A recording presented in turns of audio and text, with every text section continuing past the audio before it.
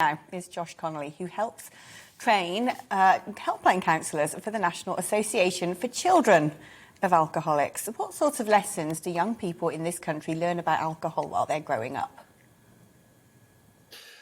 Well, I think one of the main things that you would say is that children that grow up in that kind of environment are fed the message that alcohol is more important than them.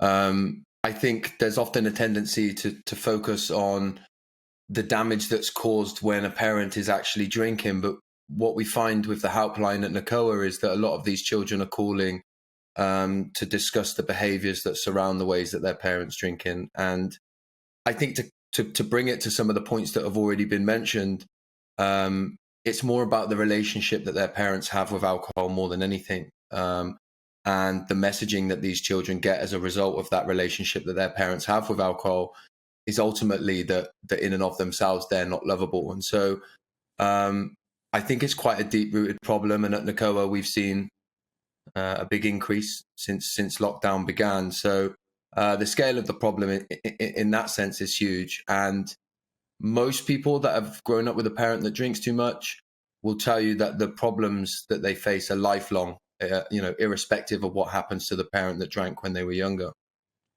I mean, you went through this yourself, didn't you, Josh? I understand you lost your father when you were just 9 years old.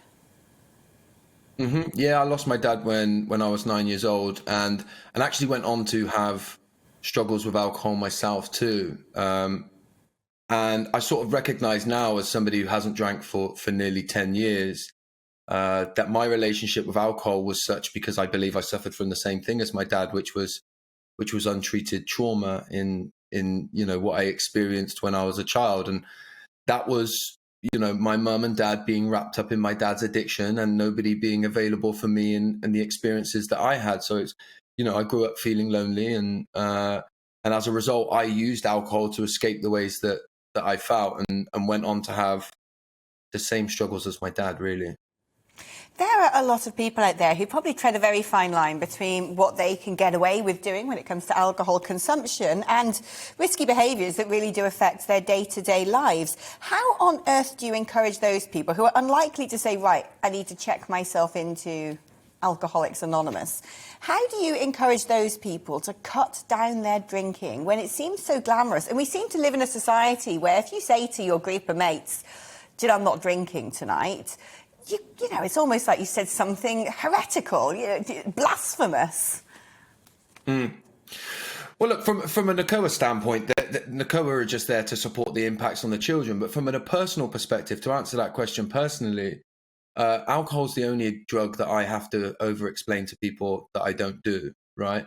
I think what would be really beneficial is if, rather than trying to look at what makes a problem drinker or where is the line, if we started to talk more about how your relationship is with alcohol, and had that kind of conversation, then it gives people a lot of scope. If you were to think of a relationship that you might have with another human being, right? If it got so toxic, you might say that relationship is non-repairable and you should break it off and never have the relationship again. If that relationship was struggling, you may say that we need to make some alterations to that relationship in order for it to become more healthy, right? And I think that gives people scope. When we make it very binary, I think people start to panic and start to want to become defensive about their own relationship with alcohol, when actually not necessarily everybody needs to completely banish it or stop using it.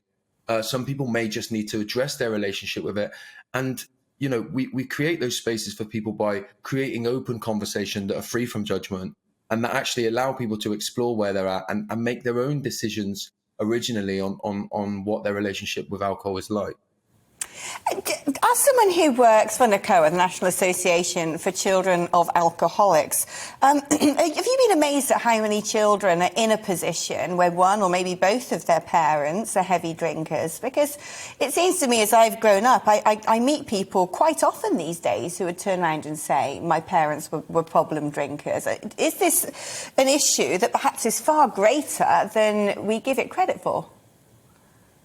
Well, look, we have statistics at NACOA that 1 in 5 children are living with a parent that drinks hazardously being enough to harm the people around them. So when we say 1 in 5, the average classroom's got 30 people in it, we're talking about 6 children in every classroom, right, that are growing up with this. So this isn't a unique and isolated problem, right? This is huge scale. And it's something that we really do need to look much closer at. If you look at some of the statistics that you just said at the beginning when we first started talking, we've been so worried over the last 18 months about overwhelming the NHS. If we solved the alcohol problem and everything that brought, then that worry perhaps wouldn't have been there over the last year and a half. That's the scale of the problem that we're talking about. But again, I think what happens is the moment we start talking about it, it feels like we're bashing alcohol, people become defensive, and then the conversation gets shut down and we don't go there. So I think we need much more open conversations in that sense. Yeah, do you know, Josh, you've made me think of something. I was listening to an interesting news item on alcohol before coming on air, and I didn't realise, but South Africa was one of the only countries at the start of the pandemic to see a reduction in excess deaths because they actually enforced prohibition in order to alleviate some of the strain on hospitals. So what you say there actually has some, credence tested out in real life, albeit not in the United Kingdom.